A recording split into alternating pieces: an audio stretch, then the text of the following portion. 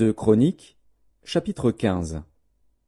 L'Esprit de Dieu fut sur Azaria, fils d'Obed, et Azaria alla au devant d'Asa et lui dit, « Écoutez-moi, Asa et tout Juda et Benjamin. L'Éternel est avec vous quand vous êtes avec lui.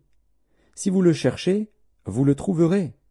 Mais si vous l'abandonnez, il vous abandonnera. » Pendant longtemps il n'y a eu pour Israël ni vrai Dieu, ni sacrificateur qui enseignât, ni loi. Mais au sein de leur détresse ils sont retournés à l'Éternel, le Dieu d'Israël. Ils l'ont cherché, et ils l'ont trouvé.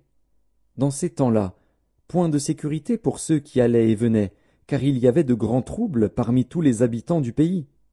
On se heurtait peuple contre peuple, ville contre ville, parce que Dieu les agitait par toutes sortes d'angoisses.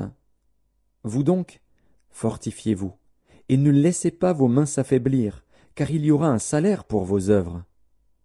Après avoir entendu ces paroles et la prophétie d'Obed le prophète, Asa se fortifia et fit disparaître les abominations de tout le pays de Juda et de Benjamin, et des villes qu'il avait prises dans la montagne d'Éphraïm, et il restaura l'autel de l'Éternel qui était devant le portique de l'Éternel. Il rassembla tout Juda et Benjamin, et ceux d'Éphraïm, de Manassé et de Siméon qui habitaient parmi eux, car un grand nombre de gens d'Israël se joignirent à lui lorsqu'ils virent que l'Éternel, son Dieu, était avec lui.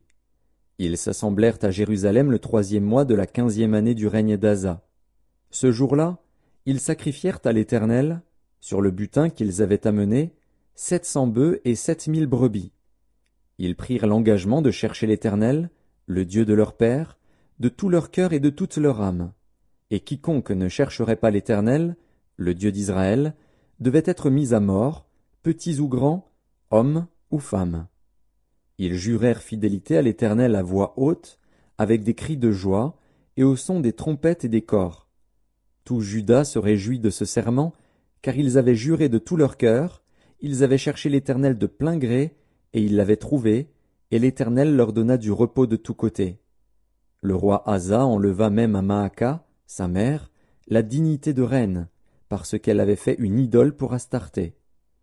Asa abattit son idole, qu'il réduisit en poussière, et la brûla au torrent de Cédron.